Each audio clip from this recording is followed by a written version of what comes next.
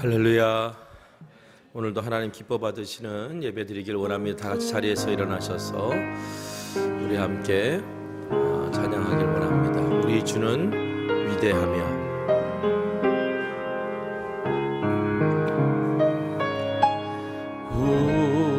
우리 주는 위대하며 능력이 많으시도다. 그의 지혜 무궁하며 인자는 영원하도다. 상한 자를 고치시며 상처를 싸매시도다. 별들의 수를 세시며 이름을 붙이셨도다. 그가 구름으로 하늘을 덮으시며 땅을 위하여 비 준비하시니 예루살렘아 여호와를 찬송할지어다. 내 하나님을 감사함으로 그 앞에 나가며 주 임재 앞에 경배. 예루살렘아 예루살렘아 여호와를 찬송할지어다. 내 하나님을 감사함으로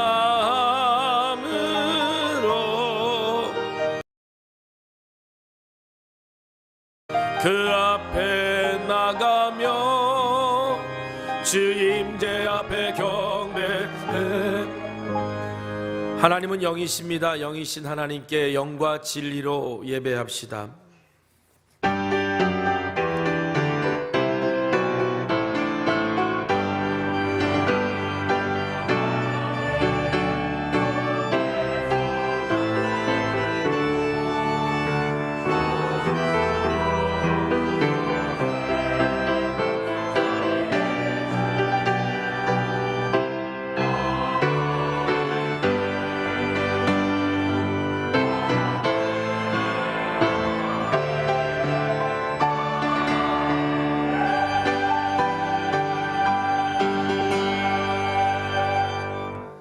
찬송가 28장 찬송합니다.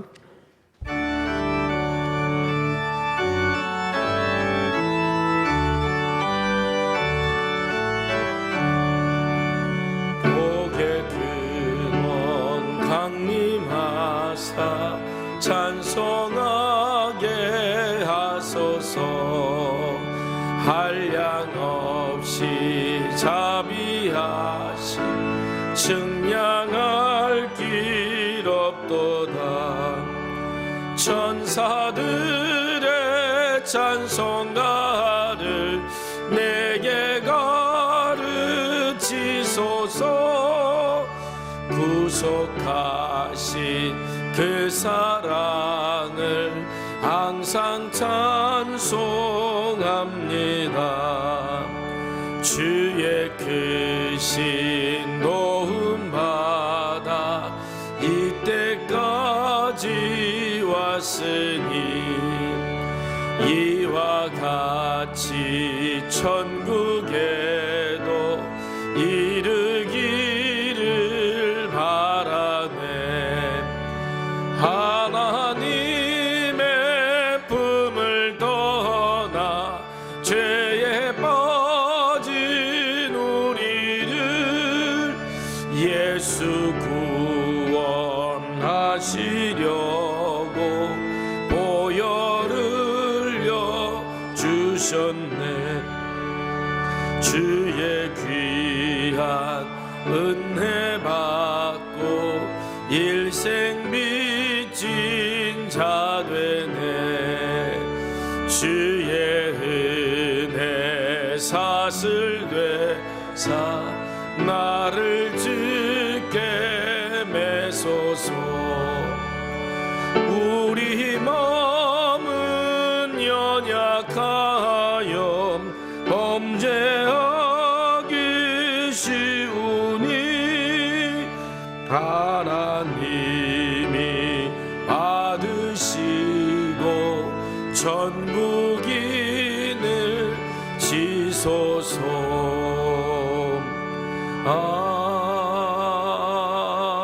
아멘. 사도신경으로 우리의 신앙을 고백합니다.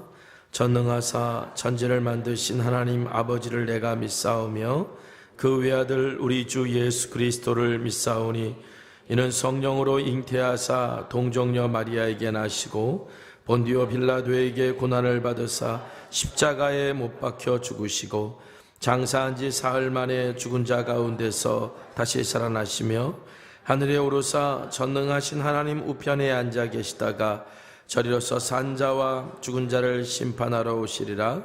성령을 믿사오며 거룩한 공회와 성도가 서로 교통하는 것과 죄를 사하여 주시는 것과 몸이 다시 사는 것과 영원히 사는 것을 믿사옵나이다. 아멘.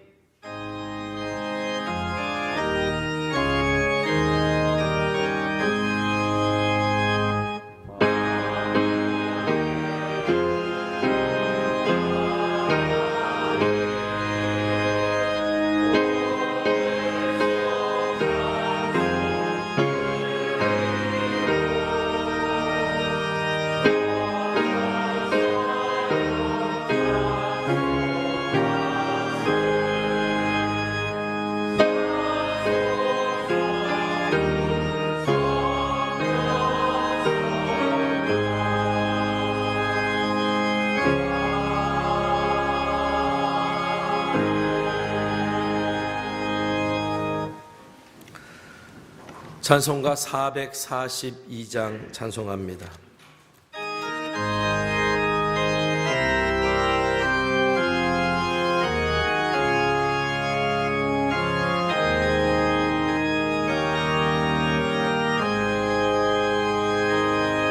저 장미꽃 위에 이슬 아직 맺혀 있는 그때에 귀에 은은히 소리 들리니 주 성분 명하다.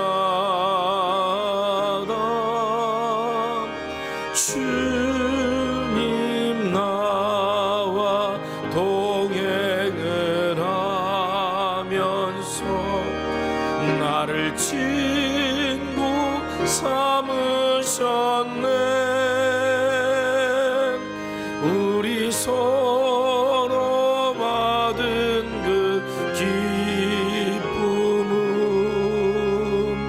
알 사람이 없도다. 그 청한 주의 음성 우는 새도 잠잠케 하다.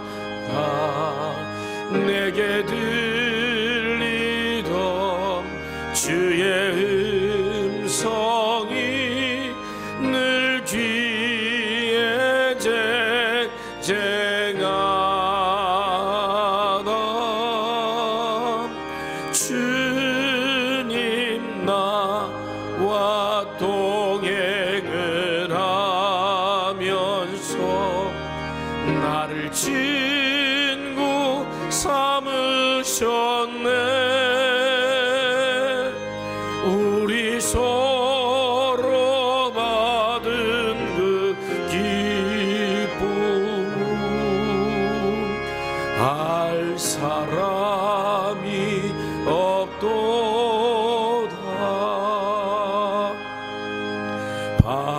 깊도록 동산하네 주와 함께 있으려 하나 괴로운 세상에 할 일 많아서 날 가라 명하신다 주님 나와 동행을 하면서 나를 친구 삼으셨네 우리 서로 받은 그 기쁨은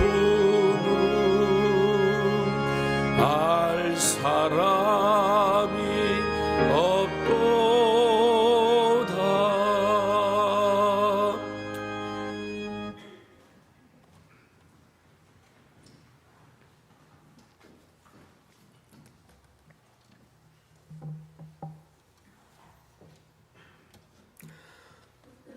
존귀와 영광을 받으시기에 합당하신 하나님, 어둠이 가득하고 죄로 가득한 세상에 빛으로 오셔서 저희를 빛의 자녀로 날마다 인도하신 주님의 은혜에 감사를 드립니다. 지나온 시간들을 돌아보면 우리가 가는 길이 잘 가고 있다고 확신했지만 그릇된 길로 갔던 모든 시간 속에서도 하나님은 저희들과 늘 함께 하셨고 우리가 기도하는 것보다 더 크게 응답하셨으며 우리가 수고하는 것보다 더 많은 것을 채워주셨음을 감사합니다.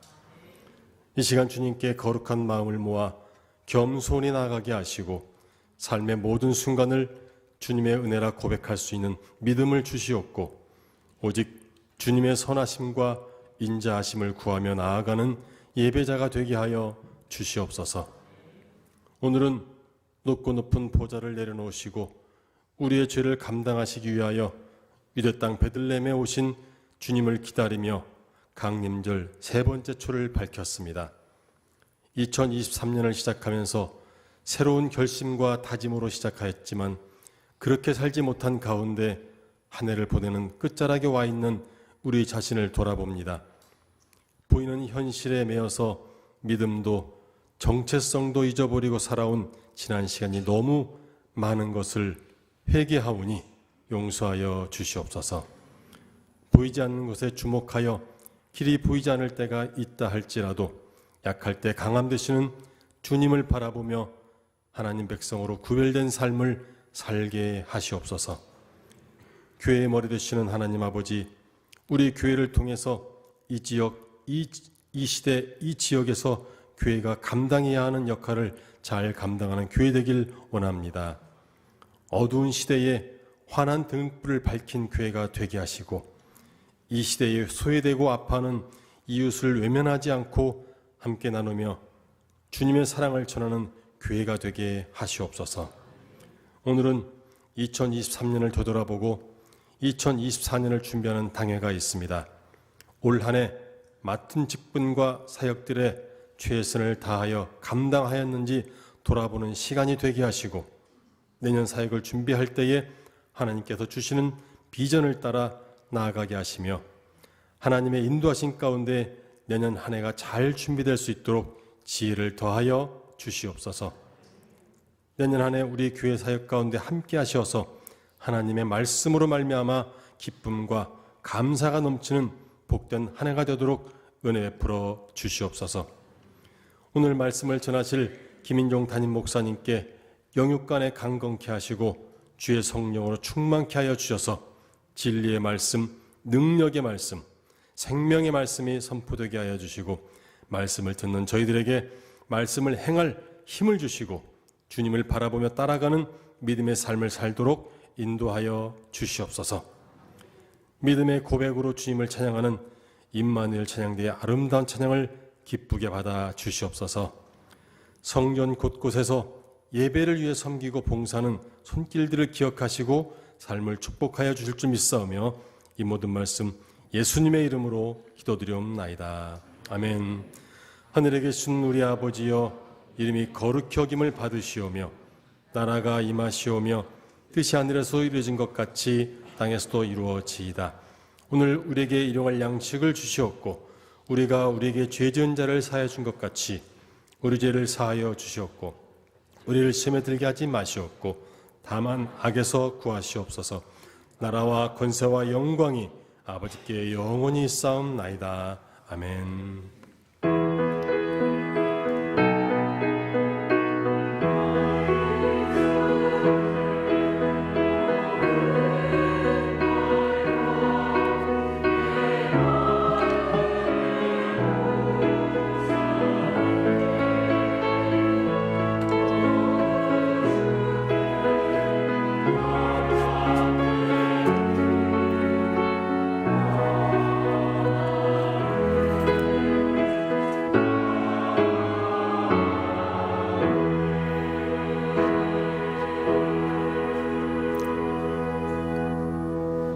교회 소식 여러분들과 함께 나누겠습니다. 오늘은 2023년 당회가 있는 날입니다. 3부 예배 마치고 1시 20분에 이곳 대예배실에서 당회가 열립니다. 2023년 한 해의 결산과 보고, 그리고 2024년의 목회 계획과 새로운 일꾼들을 선출하는 그런 임원을 선출하는 그런 시간이 당회입니다. 18세 이상 입교인 되신 분들은 모두 참여하실 수 있으니까 많이 참석해 주시기를 부탁드리고요. 그리고 오늘 4부 예배는 3부 예배와 통합하여 드린다는 것도 기억해 주시기 바랍니다. 자, 우리 성탄절 다가옵니다. 우리 성탄절 예배 안내를 먼저 드립니다. 성탄 새벽 예배는 성탄절 당일날 오전 5시 새벽에 있고요. 성탄 감사 예배는 오전 11시에 한 번에 드립니다. 11시에 한 번. 차량 운행도 거기에 맞춰서 운행할 테니까 여러분 차 타고 오시는 분들은 기억해 주시기를 바라고요. 그리고 유아 세례 희망자는 오늘까지 사역지원실로 신청해 주시면 됩니다. 5가정 6명의 아이들 신청을 했는데요. 여러분들이 또 혹시 우리 아이의 유아 세례 희망 받기를 원하시는 분들은 오늘까지 신청해 주시길 바라고, 우리 금요 성령 집회, 이번 주 금요 성령 집회도 큐티 플러스 특강 신명기로 진행이 되는데, 지난 금요일에도 이사야 목사님 통해서 귀한 내 말씀들 함께 들었거든요. 이번 주 금요일 저녁에도 동일하게 신명기 말씀 총 이제 4번을 듣게 될 건데 나머지 2번은 3월 달에 듣게 될 거고요. 이제 이번 주까지가 이렇게 이번 주 금요일까지가 이제 첫 번째 파트가 끝나는 겁니다. 우리 이사야 목사님 와서 말씀 전해 주시는데 여러분 많이 오셔서 함께 은혜 받으시기를 바라고, 차량 운행 30분 앞당긴다는 것도 기억해 주시길 바랍니다. 또 우리 갈대상자 축제 12월 마지막 주일에 있는 갈대상자 축제를 위해서 우리가 기도하고 또 이렇게 섬겼던 우리 아이들을 한 선물을 이제 교회에서 각 속회에서 준비하게 되는데요. 우리 기도하던 아이들 1인당 1만 원씩 해서 갈대상자 헌금해 주시고, 그리고 사역지원실에서 엽서 꼭 받아가셔서 아이들을 위해 손편지 좀 써주시면 아이들에게도 귀한 추억이 되고 선물이 되지 않을까 이렇게 생각합니다. 자, 그리고 지난 주간 사역축제, 우리 교회의 여러 가지 사역들을 좀 나도 동참하길 원합니다라는 분들 그 신청서 넣어드렸죠.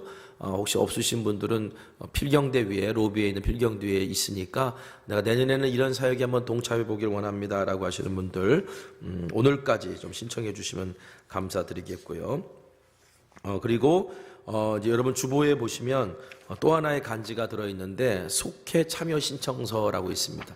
현재 속회에 참여하고 계시는 분들은 상관없고, 속회에 참여하고 계시지 않은 분들 중에서 내가 이제 이번에 새롭게 속회에 좀 참여하길 원하십니다라는 분들은 이 속회 참여 신청서를 써주시면 됩니다. 우리 성천교회는 속회가 있는 교회가 아니라 속회가 중심인 교회고요. 그래서 속회를 통해서 모든 사역과 모든 것들이 다 진행이 되어집니다. 그러니까 여러분들이 나도 이 소그룹에 좀 참여하길 원하십니다라는 분들은 써서 제출해 주시면 이제 담당 목사님이 연락하셔서 적정한 곳에 함께 하실 수 있도록 도와드릴 겁니다. 여러분 원하시는 분들은 쓰셔서 12월 31일 주일까지 헌금함에 넣어주시거나 사역지원실에 직접 제출해 주시면 되겠습니다. 자, 그리고 기부금 영수증 이제 발급할 때가 또 왔는데, 기부금 영수증 발급 희망하시는 분들은 교회 홈페이지에 들어가시면, 또 우리 핸드폰으로도 마찬가지입니다. 기부금 영수증 신청란이 있습니다. 거기 누르시고 신청하시면 편하게 신청하실 수 있고요. 난 잘 모르겠다 하신 분들은 그냥 사역지원실에 직접 이야기하시면 될 것 같습니다. 여러분 아무쪼록 또 이렇게 잘 이용하셔서 작업 없으시길 바랍니다. 자, 오늘 시간 서로 축복하는 시간 갖도록 하겠습니다. 당신 하나님의 언약 안에 있는 축복의 통로입니다. 우리가 서로가 서로에게 축복의 통로로 나아가기를 원합니다. 당신은 하나님의 언약 안에 있는 축복의 통로, 당신을 통하여서 열방이 주께 돌아오게. 다시 한번 우리 서로 축복합시다. 당신은 하나님의 언약 안에 있는 축복의 통로, 당신을 통하여서 열방이 주께 예배하게 되리. 할렐루야. 우리 하나님께 영광 올려드립니다. 아멘. 자, 오늘 우리 삶에 들어온 주님의 말씀은 출애굽기 29장 46절에 있는 말씀입니다. 출애굽기 29장 46절에 있는 말씀, 우리 한 목소리로 같이 봉독하겠습니다. 자, 시작. 그들은 내가 그들의 하나님 여호와로서 그들 중에 거하려 그들을 애굽 땅에서 인도하여 낸 줄을 알리라. 나는 그들의 하나님 여호와니라. 아멘.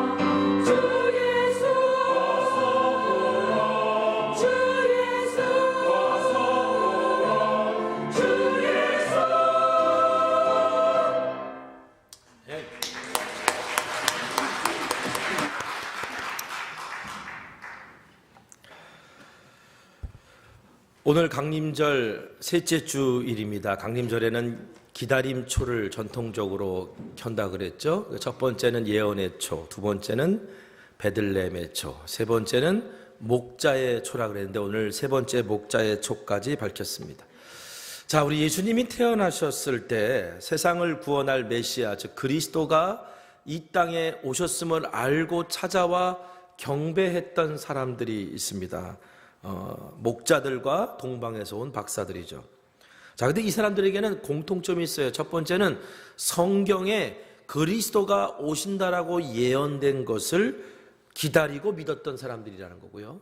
두 번째는 두 부류 다 잠들고 있는 밤에 깨어서 있다가 그 소식을 들었던 사람들이라는 거죠. 여러분, 예수님이 태어났을 당시 유대인들 사이에는 그리스도가 오셔야 된다라고 하는 그 간절한 기다림의 소망이 있었습니다. 그런데 막상 동방에서 온 박사들이 그리스도가 태어나셨다, 메시아가 태어나셨다라는 소식을 알렸을 때 반응이 의외였어요. 헤롯 왕과 예루살렘이 이 소식을 듣고 소동하였다라고 성경은 기록되어 있습니다. 소동했다라는 말은 당황했다라는 거예요. 헤롯 왕은 자기가 유대의 왕으로서 지금 현재 있는데 유대인의 왕이 태어났다고 하니까 좀 당황했을 수 있지만, 지금 유대인들은요 그리스도가 오실 것을 기대한다고 말했던 사람들이잖아요. 그런데 그리스도가 오셨다라고 하는, 태어나셨다는 말을 듣고 당황했다는 건 그들이 실제로 믿지 않았다는 얘기예요. 정말 오셔? 뭐 이런 거죠. 왜 오셔? 뭐 이런 얘기를 하는 거죠. 왜냐하면 그들이 믿지 않았으니까 이런 반응을 하는 거죠. 대제사장과 서기관들도 유대인들을 향해서 야, 그리스도가 오실 거다, 메시아가 오실 거다라고 분명히 가르쳤어요. 그런데 그리스도가 태어나셨다는 말을 들었을 때 헤롯 왕이 그들을 불러다가 도대체 그리스도가 어디에 태어나느냐라고 물었더니 그들이 성경에서 그 장소를 찾아내죠. 베들레헴에서 태어난다고. 성경에 그렇게 예언되어 있습니다 라고 그렇게 헤롯 왕에게 알려줘요. 그리스도가 이 땅에 태어나셨을 때 어디에서 태어나실지도 다 알았던 사람들입니다. 예루살렘과 베들레헴은 먼 거리가 아니에요. 그러면 만약에 그들이 정말 그리스도가 태어나신 것을 믿고 가르쳤다면 동방에서 온 박사들에게 당신들 베들레헴이 어딘지 잘 모르죠? 우리랑 같이 가서 확인해 봅시다. 이래야 되는 게 정상 아니에요? 그런데 동방에서 온 박사들은 아기 예수를 찾으러 떠나고 대제사장과 서기관들 중 그 어느 누구도 그리스도가 태어나신 그곳을 향해 찾아간 사람들이 없어요. 여러분, 이 얘기는 뭘 말하는 거냐? 그들이 정말 그리스도가 오신다는 것을 믿지 않았고 기다리지도 않았다라는 거예요. 그래도 안타깝게도 유대인들은 지금도 기다려요. 그리스도가 오셔야 된다고. 그게 안타까운 거죠. 여러분, 그러나 하늘의 별을 연구하던 동방의 박사들이 이상한 별의 징조를 보고 야, 성경에 예언된 대로 별을 뭡니까? 그리스도가 태어났다라고 하는 것을 믿고 먼 길을 떠나, 여기서 동방은 페르시아를 말하는 거거든요. 페르시아에서 예루살렘까지, 그 베들레헴까지 먼 길을 떠나 여행할 수 있었다는 건 그들이 정말로 그리스도를 기다렸던 사람들이라는 거예요. 누가복음 2장에 보면은요, 한밤중에 들판에서 양떼를 치던 목자들에게 천사가 나타나서 정말 이 세상을 구원할 바로 그리스도가 태어나셨다는 그 기쁜 소식을 알려줍니다. 그런데 그 소식을 들은 목자들이 어떻게 반응하죠? 그 한밤중에 양떼를 들판에 놔두고 베들레헴으로 가서 그 소식을 확인해요. 그리고 아기 예수를 찾아내서 천사들의 말이 그대로 이루어진 것을 알고 하나님께 영광을 돌리며 돌아갔다. 성경에 그렇게 기록되어 있습니다. 여러분, 목자들의 이와 같은 행동, 그리고 동방에서 온 박사들의 이와 같은 행동들은요, 그들이 정말 그리스도를 기다렸고, 그리고 그들의 삶의 우선순위에 그리스도가 계셨기 때문에 그리스도가 오셨을 때 자기가 그런 선택을 할 수 있었던 거예요. 여러분, 오늘 우리들도 그리스도가 이 땅에 다시 오실 때 그 믿음을 보일 준비가 되어 있나요?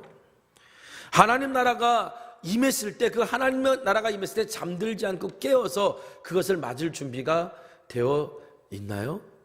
오늘 나의 신앙의 우선순위가 올바르게 세워져 있지 않으면요, 그러면 준비 안 된 거나 마찬가지예요. 작은 것은 내가 그냥 흘려보내고 나중에 큰 것은 내가 주님 오실 때는 반드시 그 자리에 있을 겁니다, 걱정하지 마십시오 라고 이야기하지 마세요. 작은 것에 순종하지 못하면 큰 것도 순종 못해요. 내 삶의 우선순위가 분명하게 세워져 있지 않으면요, 오늘 우리는 여러 가지 유혹에 넘어질 수밖에 없고 잠들 수밖에 없는 존재라는 사실을 인정해야 돼요. 그래서 예수님께서 제자들에게 누차 강조하셨던 것이 있죠. 그게 바로 깨어 있으라는 겁니다. 마태복음 24장 42절입니다. 우리 같이 읽어볼까요? 자, 시작. 그러므로 깨어 있으라. 어느 날에 너희 주가 임할는지 너희가 알지 못합니다. 그러니까 너희들 깨어 있어야 된다. 영적으로 깨어 있어야 된다는 얘기예요. 여러분, 우리가 어떻게 해야 주님이 오실 때, 하나님 나라가 우리 가운데 임할 때 깨어 있어 그것을 맞이할 수 있는 사람이 될 수 있을까? 무엇보다도 나의 우선순위가 분명히 세워져 있어야 되고요. 그리고 그 방법 중에 하나가 뭐냐면 포기하지 않고 기도하는 거예요. 여러분, 따라해 봅시다. 기도할 때 깨어 있을 수 있고, 깨어 있을 때 깨달을 수 있습니다. 여러분, 우리가 어떻게 깨어 있냐면 내가 기도하고 있다면 영적으로 깨어 있는 거고요. 그리고 깨어 있어야 깨달아요. 뭘 깨달아요? 하나님이 응답해 주신다는 걸 깨달아요. 여러분, 하나님은 오늘 우리에게 완성품, 열매로 응답해 주시기보다 씨앗으로 응답해 주실 때가 훨씬 많아요. 이게 지금 하나님이 응답하시는구나. 저 엘리야가 대에 떴던 손바닥만한 구름을 보고 이게 하나님의 응답이구나 라고 생각한 것처럼요, 여러분, 깨어 기도하고 있는 사람은 하나님이 내 기도에 응답하실 때 이게 지금 응답이구나 라고 생각하고 그것을 믿음으로 받아들여요. 그리고 땅에 심어요. 그리고 눈물로 다시 뭡니까? 기도하며 그리고 그것을 자라게 하는 거예요. 그럼 열매를 거기서 보는 거예요. 열매를 기다리고 있다 보니까 늘 열매를 기다리고 하나님은 왜 응답 안 해주시지? 이러고 있는데 사실은 우리 하나님은 우리에게 응답해 주시길 원하세요. 그러므로 오늘 우리가 기도해야 깨어 있을 수 있고요, 그렇게 깨어 있는 사람만이 하나님이 응답하시는 걸 빨리 알고 깨달을 수 있는 거예요.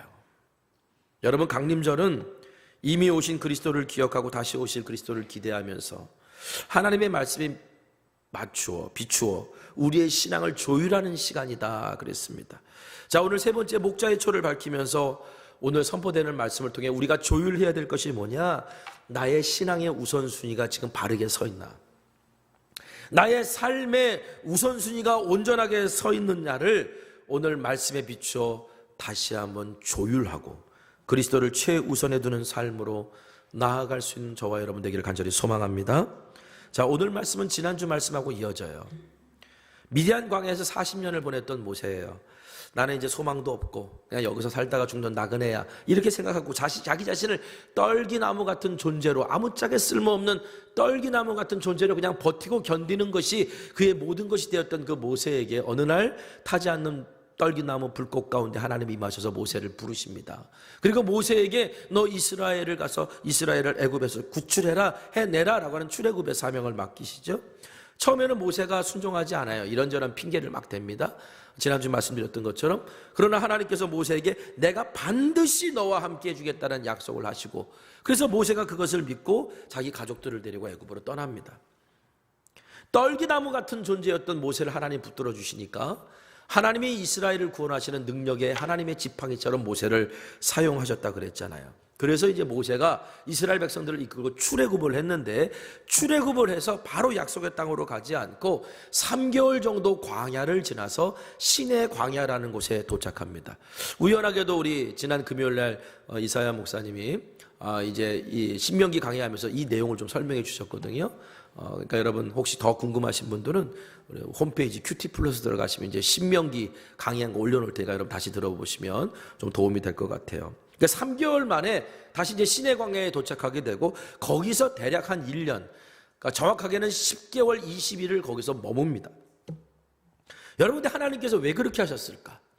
그냥 바로 약속의 땅으로 인도하시면 되는데 왜 3개월 동안 광야를 지나서 시내 광야에 도착해서 흔히 우리가 말하는 시내산 학교라는 그런 학교를 열어놓으시고 1년 동안 왜 이스라엘 백성들을 머무르게 하셨을까? 자, 출애굽기 3장 12절에 이렇게 기록되어 있습니다. 같이 읽어볼까요? 하나님이 이르시되 내가 반드시 너와 함께 있으리라. 내가 그 백성을 애굽에서 인도하여 낸 후에 너희가 이 산에서 하나님을 섬기리니 이것이 내가 너를 보낸 증거니라. 지난주 본문 말씀이죠. 하나님 모세에게 약속하신 것을 이루시기 위함이었어요. 이스라엘 백성이 하나님을 예배하는 민족이 되게 하게끔 하나님께서 그렇게 하시겠다는 약속이요. 자, 그런데 하나님을 예배하는 민족이 되게끔 되려면 어떻게 돼요? 하나님을 예배하는 것이 무엇이고 하나님을 예배하는 사람이 어떻게 돼야 되는 것이며를 가르치실 필요가 있었어요. 그래서 그 시내 광야에서 10개월 20일을 머물렀던 거예요. 그런데 여기서 질문이 생깁니다. 그럼 하나님은 왜 이스라엘의 예배를 받길 원하셨을까? 이사야서 43장 21절에 이 백성은 내가 나를 위하여 지었나니 나를 찬송하게 하려 함이라 라는 말씀이 있는 것처럼 하나님이 사람을 지으신 목적이 하나님을 찬송하고 하나님을 예배하기 위함이다 라고 성경은 기록되어 있죠. 그러면 하나님은 왜 찬송받길 원하시고 예배받길 원하실까? 그 본질적인 이유를 알아야 돼요. 그 이유가 뭘까요? 하나님이 우리와 함께 있고 싶으신 거예요. 하나님이 우리와 함께 있고 싶으셔서 우리의 예배를, 우리의 찬송을 원하시는 거예요. 그래서 시내산 학교에서, 시내 광야에서 이스라엘 백성들이 10개월 20일 동안 받았던 훈련이 뭐냐면 어떻게 하나님하고 함께 살아가야 되느냐, 어떻게 예배를 드려야 되느냐, 하나님이 거하실 성막은 어떻게 지어져야 되느냐를 거기서 배우고 만들고 훈련하는 시간이었다는 거죠. 오늘 본문에서 이렇게 말합니다. 출애굽기 29장 46절 오늘 본문 다시 한번 읽어봅시다. 자, 시작.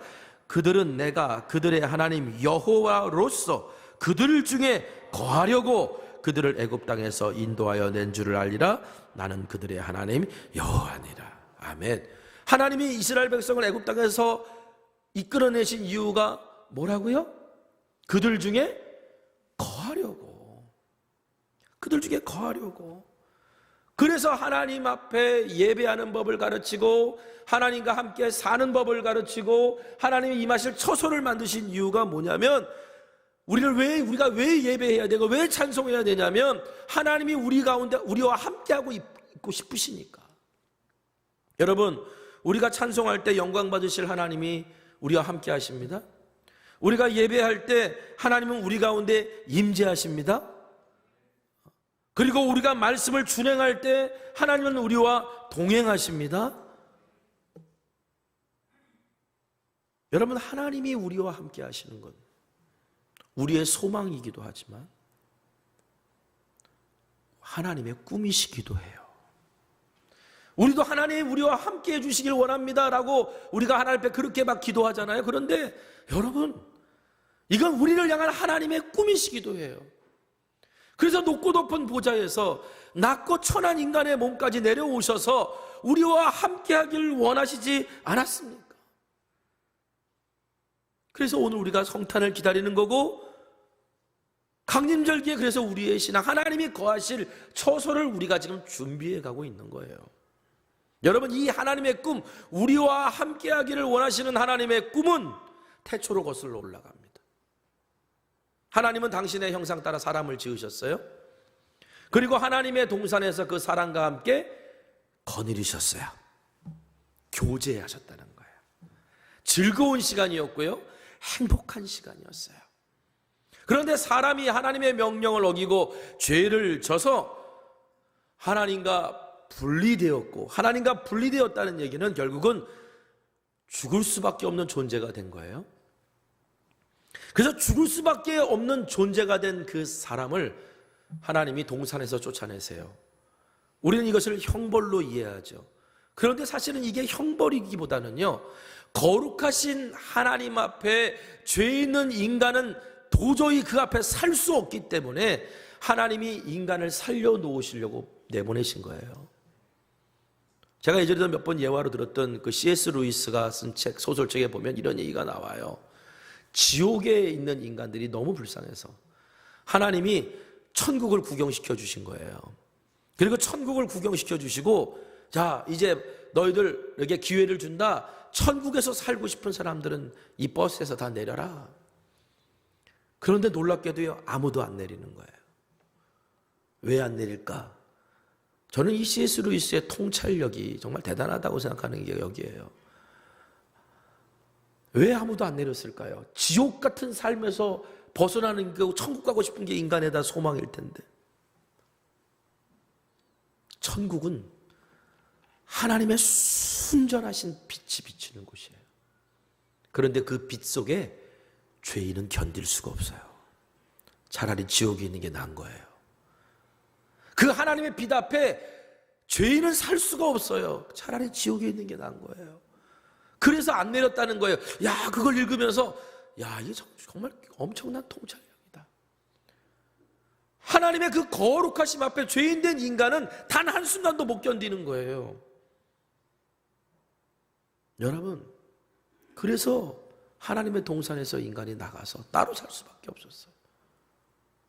고통을 짊어지고.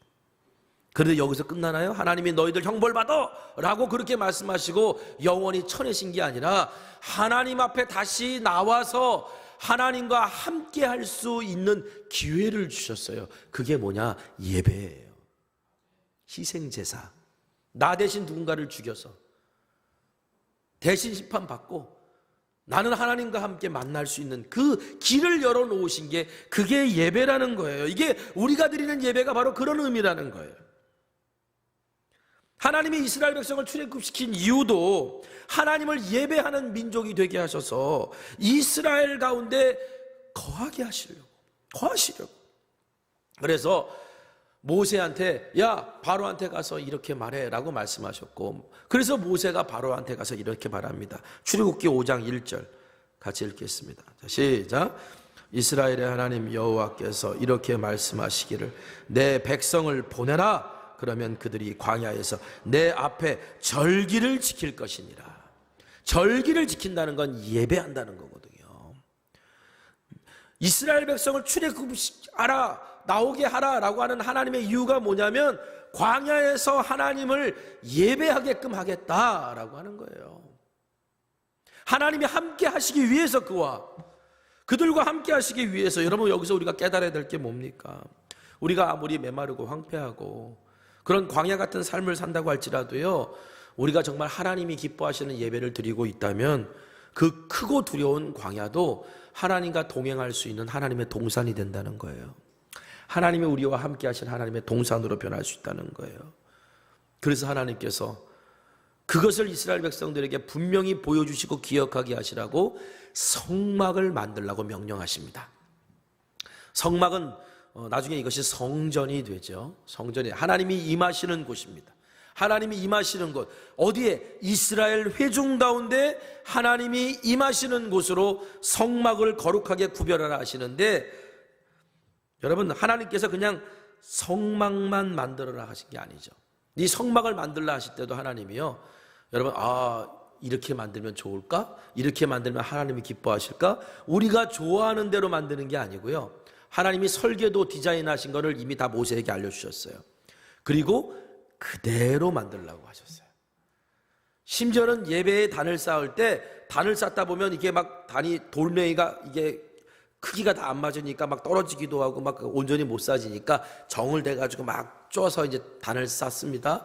근데 하나님은 나한테 예배 드리는 단은 정을 대지 말라고 그러세요. 인위적으로 뭐 손을 대지 말라고.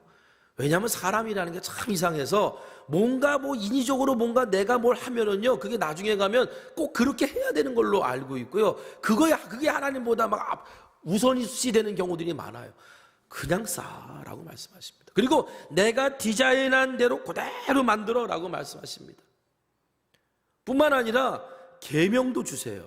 이런 거 지켜야 된다.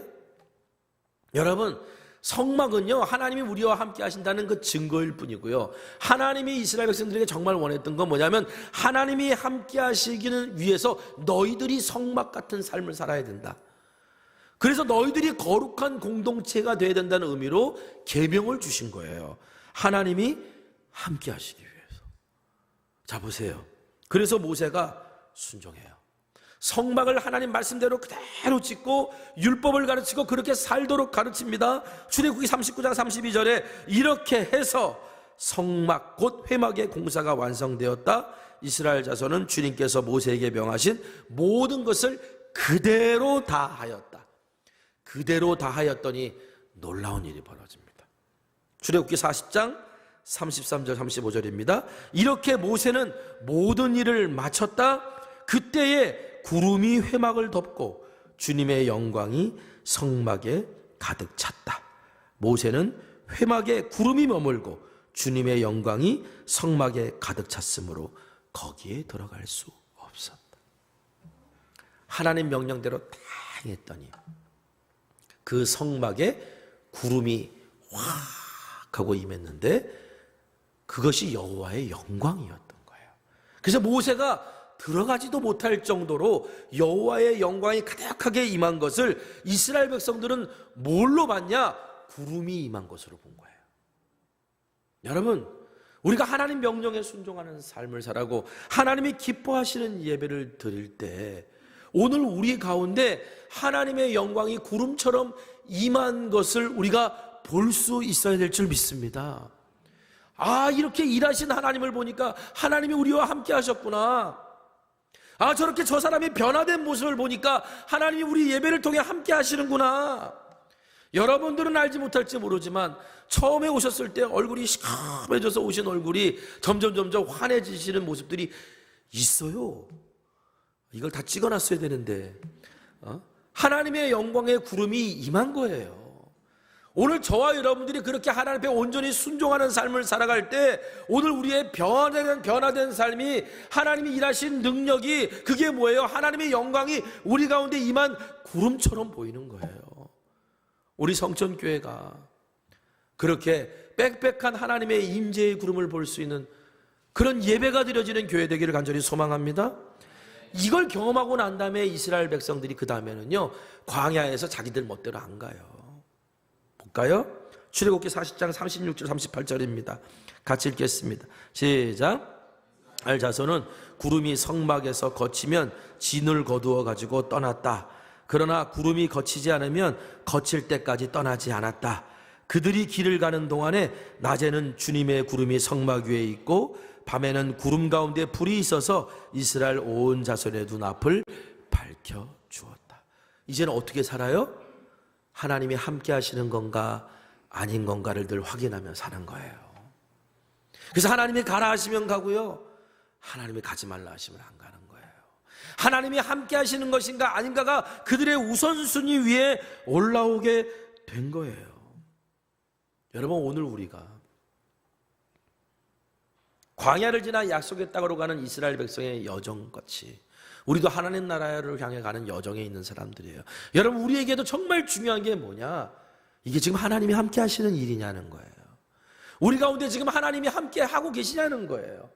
그것이 오늘 나의 삶의 우선이 돼서 결정하고 있느냐는 거예요. 이것이 우리가 되어졌을 때 여러분, 우리는 말씀에 순종하는 삶을 통해 하나님의 인도하심을 따라 이 땅에서 길 없는 길에 길을 내시는 하나님을 발견하고 나아갈 수 있게 될 줄 믿습니다. 한번 여기까지만 한 말씀을 조금 정리해 볼까요? 왜 하나님께서는 이스라엘 백성을 약속의 땅으로 곧바로 인도하시지 않고 왜 시내 광야에서 10개월 20일 동안 거의 1년 동안 머물게 하셨을까? 그 첫 번째는요, 하나님께서 이스라엘 백성 중에 거하기를 원하셨기 때문이라는 거예요. 우리가 하나님께 예배를 드리는 이유는 하나님이 우리 가운데 거하기를 원하시기 때문이라는 거예요. 출애굽기 29장 45절, 내가 이스라엘 자손 중에 거하여 그들의 하나님이 되리니. 여러분, 우리가 예배하는 이유가 뭐라고요? 하나님이 우리와 함께 하시기를 원하시기 때문이라는 거죠. 그래서 하나님께서 이스라엘 백성이 하나님을 예배하는 민족, 다시 말하면 하나님이 언제나 함께 하시는 민족이 되게 하시기 위해서 하나님께서 이스라엘 백성을 시내 광야에서 훈련시키신 거예요. 두 번째는요, 이스라엘이 제사장 나라 거룩한 백성이 되어 세상 모든 민족이 하나님을 예배하는 하나님 나라가 이루어지기를 원하셨기 때문이라는 거예요. 자, 출애굽기 19장 6절 한번 읽어볼까요? 자, 시작. 너희가 내게 대하여 제사장 나라가 되며 거룩한 백성이 되리라. 하나님이 모세에게 이스라엘 백성을 부르실 때 하나님의 꿈을 하나 알려주시는데, 내가 너희들을 제사장 나라가 되게 하겠다. 이스라엘 백성들은 자기들이 선민, 선택받은 민족이라는 자부심이 대단히 큰데, 여러분, 그들이 왜 선민이 됐냐면 제사장 나라를 만들려고 선민이 되신 거예요. 그 제사장 나라라는 게 뭐냐? 제사장이라는 말이 그냥 원어적인 의미는 다리를 놓는 거예요. 제사장은 어떤 역할을 하냐? 회중과 하나님 사이에 다리를 놓아서 하나님이 주시는 복을 이 회중에게 흘려보내는 역할을 하는 사람이 제사장이라는 거예요. 그러면 제사장 나라는 뭐예요? 하나님이 이스라엘 백성을 거룩한 민족되게 선택하신 목적이 뭐냐면, 이스라엘 민족을 다리로 만들어서 하나님이 모든 민족이 하나님을 예배하도록 하나님께서 그 이스라엘 민족을 통해 복을 흘려보내시겠다는 거예요. 그런 사명을 주셨다는 뜻이 담겨져 있는 거예요. 하나님이 아브라함을 부르셨습니다. 그러면서 아브라함을 부를 때 하신 약속이 뭐예요? 내가 너를 복이 되게 하겠다. 여러분, 하나님이 아브라함에게 복 주셨어요. 그러면 하나님은 아브라함은 와, 하나님 날 복 주셨는데 이게 끝나는 게 아니라 아브라함의 진짜 사명이 뭐냐면 복이 되는 거예요. 다시 말하면 축복의 통로. 우리가 예배 때마다 서로 축복하잖아요.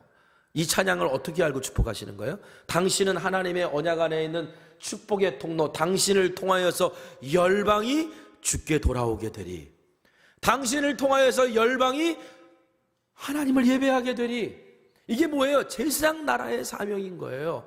복이, 하나님이 말씀하신 복이 있는 사람의 모습인 거예요. 여러분, 그래서 이스라엘은 하나님의 이스라엘을 예배 공동체, 제사장 나라가 되는 사명 공동체, 그 비전을 하나님께서 이스라엘에게 맡기셨는데, 그 비전이 이스라엘에게만 주어진 게 아니라 바로 오늘 저와 여러분에게도 주어진 줄 믿으시기를 바랍니다. 그래서 사도 베드로가 이렇게 말하잖아요. 베드로전서 2장 9절 같이 읽겠습니다. 시작. 그러나 족속이요 왕같은 제사장들이요 거룩한 나라요 그의 소유가 된 백성이니 이는 너희를 어두운 데서 불러내어 그의 기이한 빛에 들어가게 하시니에 아름다운 덕을 선포하게 하려 하심이라. 아멘. 여러분, 교회는 성령이 임하는 예배 공동체가 돼야 돼요. 성령의 인도하심 되어 땅끝까지 순종하는 증인 공동체가 돼야 돼요. 그래서 예수님이 제자들에게 이렇게 말씀하셨어요. 사도행전 1장 8절에 오직 성령이 너희에게 임하시면 너희가 권능을 받고 예루살렘과 온 유대와 사마리아와 땅끝까지 이르러 내 증인이 되리라. 성령이 너희에게 임하는 공동체, 하나님이 함께 하실 수 있도록 준비된 거룩한 공동체 세워가야 된다는 거예요. 사도 바울도 이렇게 말합니다. 에베소서 2장 22절 그리스도 안에서 여러분도 함께 세워져서 하나님이 성령으로 거하실 처소가 됩니다. 하나님이 성령으로 거하실 처소, 하나님이 우리 가운데 함께 해주시는 거룩한 공동체, 이게 하나님이 교회에게 원하시는 거라는 거예요. 그래서 고린도 교회를 향해 바울이 이렇게 말했죠. 고린도서 3장 16절 17절에 여러분은 하나님의 성전이며 하나님의 성령이 여러분 안에 거하신다는 걸 알지 못합니까? 누구든지 하나님의 성전을 파괴하면 하나님께서 그 사람을 멸하실 것입니다. 하나님의 성전은 거룩합니다. 여러분은 하나님의 성전입니다. 예루살렘에 있는 성전만이 성전이 아니라 바로 오늘 예수 그리스도를 주로 고백하고 하나님이 함께 하시는 삶을 살아야 되는 오늘 우리가 다 성전이라는 거죠. 그런데 왜 고린도 교회에다 이 표현을 썼을까? 고린도라고 하는 도시는요, 이 로마 시대 때는 아주 성적으로 문란하고 타락했던 문화가 많았어요. 그런데 그런 로마 사람들처럼 혀를 끌끌 찰면서 고개를 흔들었던 도시 사람들이 있었는데 그들이 고린도 사람들이에요. 고린도 소녀라고 하는 말은요, 로마 시대에는요, 야 너 고린도 소녀지 이렇게 얘기한 건 너 매춘부지 이런 뜻이에요. 고린도라는 도시가 얼마나 성적으로 타락했던 도시였으면 이런 표현을 썼겠어요. 그런데 고린도 교회가 부흥하거든요. 바울이 고린도에 가서 복음을 전할 때 야 이런 도시도 과연 복음을 받아들일 수 있을까 정도로 두려움이 있었는데 성령이 역사하셔서 고린도가 복음을 받아들여요. 그래서 고린도에 막 교회가 세워져요. 문제는 이 고린도 교인들이요, 자기가 살고 있는 문화가 다 그러니까 자기 몸뚱아리를 함부로 굴리고 다니는 거예요. 더러운 곳에 함부로 들락날락거리며 살아가고 있는 거예요. 이 모습을 보면서 바울이 얘기한 거예요. 니네 몸은 니네 몸이 아니야. 성전이야. 하나님의 성전이야. 하나님이 거하실 성전이야. 그거 더럽히면 안 돼. 여러분, 오늘 이 시대를 향해서도 하나님 그렇게 말씀하시는 거예요. 오늘 저와 여러분이 바로 하나님 앞에서 성전의 삶을 살아가야 될 줄 믿습니다. 그런데 이 거룩한 공동체, 성전의 삶이 그냥 세워지느냐? 자, 우리 율법을 지키고 의무를 지킵시다라고 해서 거룩한 삶, 성전의 삶이 세워지느냐? 눈에 보일 때는 그렇게 살지 모르지만 그렇게 안 살잖아요. 그럼 열심히 한번 해봅시다. 내가 열심히 거룩하게 살아볼게요 한다고 열심히 사라지느냐? 그게 안 돼요. 여러분, 하나님이 거하시는 최초의 성막은 어떻게 지어졌는지 아세요? 여기에 그 원리가 담겨 있어요. 출애굽기 35장 21절입니다. 같이 읽겠습니다. 시작. 마음이 감동된 모든 자와 자원하는 모든 자가 와서 회막을 짓기 위하여 그 속에서 쓸 모든 것을 위하여 거룩한 옷을 위하여 예물을 가져다가 여호와께 드렸더니. 여기 핵심이 뭐냐면요, 자원해서 했다는 거예요. 12지파한테 다 분배해가지고 야 이게 이렇게 해 라고 한 게 아니라 그냥 자원해서 하라고 한 거예요. 이 성막은요, 의무를 지운다고 지을 수 있는 게 아니고요, 열심히만 한다고 세워지는 게 아니고요, 우리 마음에 자원하는 심령이 있어야 돼요. 하나님이 기뻐하시는 가장 큰 재물이 뭔지 아십니까? 자원하는 마음이에요. 왜? 하나님을 기뻐했기 때문에 드리는 거니까. 성막을 만드는 책임자도요, 뭐 능력 있고 뭐 경력 있고 막 이런 사람도 필요하지만 하나님이 세우신 가장 첫 번째 기준이 뭐였냐?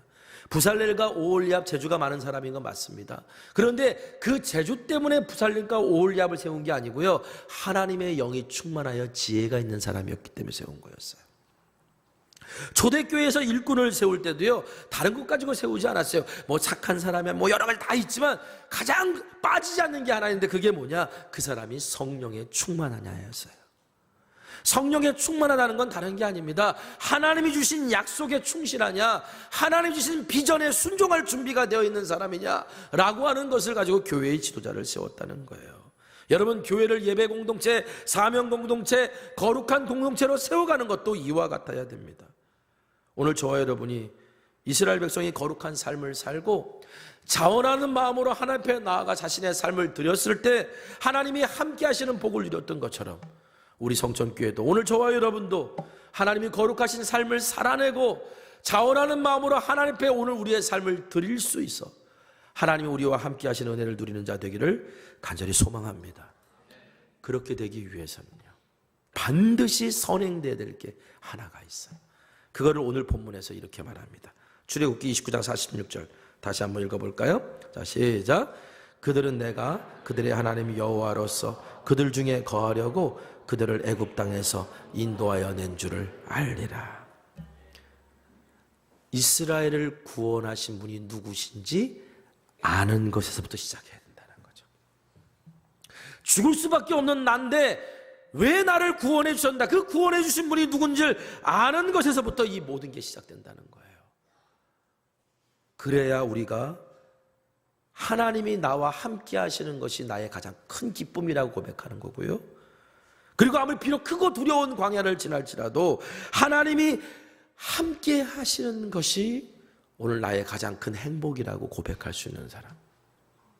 다시 말하면 내가 하나님을 예배하는 이유가 나에게 복 주셔서가 아니라, 내가 하나님을 예배하는 이유가 내가 죽을까 두려워서가 아니라, 내가 하나님을 예배하는 이유가 하나님이 나를 구원해 주셨기 때문에, 하나님이 나와 함께 하시기를 원하시는 것을 알기 때문에, 하나님이 나와 함께 하시는 것이 내 인생의 가장 큰 기쁨이기 때문이라고 고백할 수 있는 그런 존재가 되기 때문이라는 거죠. 우리가 이것이 새벽마다 읽고 있는 욥기 얘기 아닙니까? 사탄은 우리에게 말합니다. 하나님께 말합니다. 욥이 하나님을 그냥 경배하는 게 아니에요. 복 주시고 축복하시고 건강 주시고 자녀들 잘 되게 하시니까 욥이 하나님을 경배하는 거지. 다 뺏어가 보십시오. 하나님을 경배하겠습니까? 세상에 까닭 없이 하나님을 예배하는 사람은 없습니다. 하나님 말씀하십니다. 아니야, 까닭이 없어도 나를 예배할 사람이 있어. 내가 좋아서, 나와 함께하는 게 좋아서 나에게 예배하는 사람이 있어. 욥기가 얘기하는 게 그거 아닙니까? 하나님께서 모세에게 내리신 첫 번째 계명이 뭐예요? 그 계명을 얘기하시기 전에 출애굽기 20장 2절 3절에 나는 너를 애굽 땅에서 종되었던 집에서 인도하여 낸 내 하나님 여호와니라. 그러면서 3절에 너는 나 외에 다른 신을 내게 두지 말라. 내가 너희를 구원했으니 너는 나 외에 다른 신을 두지 말라는 것은 너의 우선순위에 늘 하나님이 있어야 된다는 얘기예요. 우리의 우선순위에 늘 하나님이 있어야 된다는 거예요. 우리가 예수 그리스도를 주라고 고백하는 것도 똑같아요. 주님이 나의, 그리스도가 우리의 주님이시면 나의 우선순위에 늘 그리스도가 있어야 되는 거예요. 여러분, 오늘 말씀을 통해서 우리가 한번 우리의 삶을 조율해 봅시다. 지난 1년 동안의 우리의 삶의 예배 생활은 어땠습니까? 그 예배의 우선순위는 어떻게 되었습니까? 예배라는 것이 단순히 아니라 하나님이 나와 함께 하시길 원하시는 것. 그래서 우리가 하나님을 예배하는 것이라고 한다면 나는 하나님이 나와 함께 하시는 것을 나의 삶의 우선순위에 두고 있습니까? 내가 무엇인가를 결정하고 선택할 때 하나님이 나와 함께 하시는 결정을 하려고 그것을 우선순위에 두었습니까? 이번 강림절기에 오늘 말씀에 비추어 하나님이 나와 함께 하시는 선택을 할 수 있는 그런 나의 우선순위를 조율하겠습니다 라고 고백하고 결단한 저와 여러분 되시기를 간절히 소망합니다. 우리 말씀 붙들고 함께 기도했으면 좋겠어요. 우리 함께 기도할 때 하나님, 나의 우선순위를 조율합니다. 하나님이 나와 함께 하시는 삶을 살기 위해 나의 삶이 성전, 내 몸이 성전인 것을 알고 살겠습니다. 하나님이 나와 함께 하기를 너무 원하신다는 걸 알고 나의 우선순위를 조정하며 주님 앞에 나아가겠습니다. 그래서 새로운 한 해 시작할 때는 하나님이 나와 함께 하신 기쁨이 넘쳐나는 한 해가 될 수 있도록 인도하여 주옵소서라고 우리 다 같이 기도하겠습니다. 기도합니다. 거룩하신 아버지 하나님, 하나님이 나와 함께 하시는 삶 되기를 원합니다. 나의 신앙과 나의 삶의 우선순위를 조정하겠습니다. 주님 오실 때 늘 깨어 있으려면 바로 그 우선순위가 조정되어 있어야 되고 내 것을 놓고 늘 기도하고 있어야 될 믿습니다. 지난 한 해 동안 내가 하나님 나와 함께 하길 원하시는데 나의 예배의 우선순위는 어떻게 되었나? 하나님 나와 함께 하길 원하시는데 내가 무엇인가를 결정할 때 나는 하나님과 함께하는 결정을 했나? 오늘 나의 삶의 이 작은 것부터 그 우선순위를 하나님과 함께하는 것으로 결정하기를 원합니다. 주여, 오늘 우리에게 그 깨달음을 주시고 은혜 가운데 살아갈 수 있도록 인도하여 주시옵소서. 예수님의 이름으로 기도했습니다. 아멘. 오늘 결단의 찬양 우리 말씀 기억하면서 함께 드려지기를 소망합니다. 나 무엇과도 주님을 바꾸지 않으리.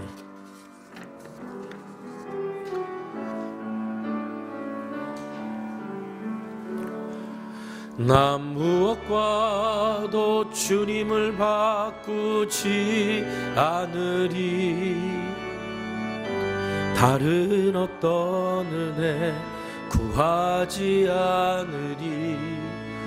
오직 주님만이 내 삶의 도움이시니 주의 얼굴 보기 원합니다. 다시 한번 나 무엇과도 주님을 바꾸지 않으리. 다른 어떤 은혜 구하지 다 같이 일어나셔서 오직 주님만이 내 삶의 도움이시니 주의 얼굴 보기 원합니다. 우리 고백할까요? 주님 사랑합니다. 주님 사랑해요.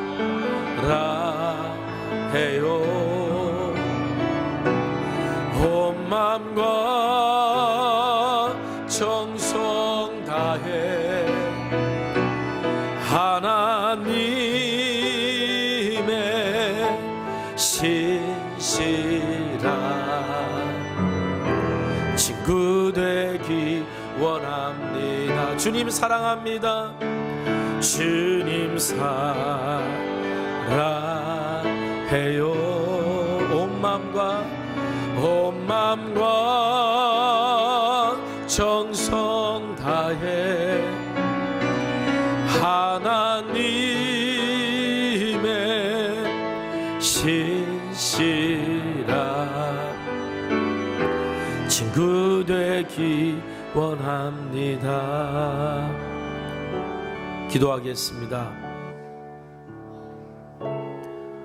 우리만 하나님과 함께 하기를 원하는 줄 알았더니 우리보다 더 하나님은 우리와 함께 하기를 원하신다는 걸 알았습니다.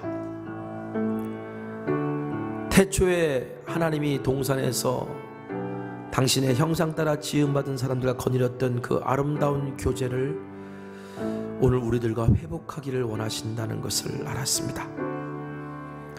주님, 우리 가운데 하나님이 그토록 거하기를 원하시는데 오늘 우리는 우리의 삶에서 예배의 우선순위가 무너져 버렸고 하나님의 말씀 따라 살아가는 삶의 우선순위가 무너졌음을 주님 앞에 고백합니다.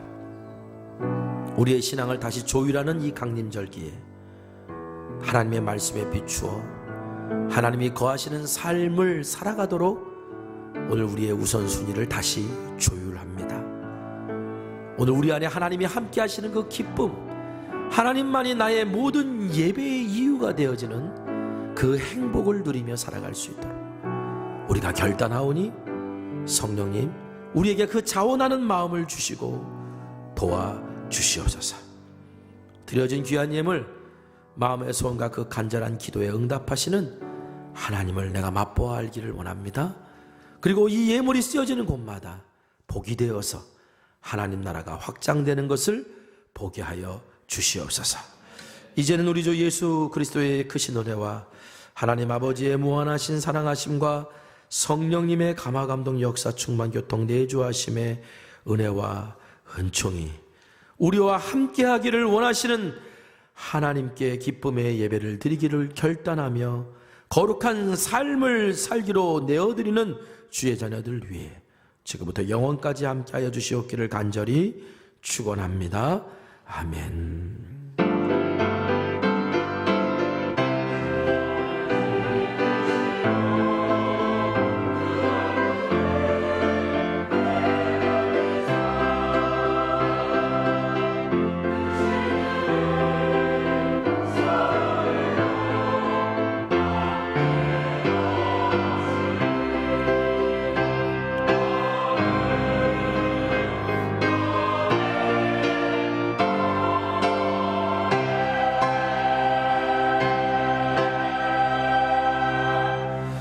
찬양하겠습니다. 오늘도 우리 가운데 하나님의 나라가 임하기를 소망합니다. 오늘 이 시간 함께 찬양하며 나아갈까요? 이곳에 임하신 하나님 나라, 이곳에 임하신 하나님 나라, 그 나란 마음으로 바라보리라. 먼저 그 나라 그 뜻 구하며 나의 삶 드리리. 주님이 맡기신 하나님 나라, 가이듬의 눈으로 바라보리라. 하늘의 뜻이 이 땅 가운데 완성될 그날까지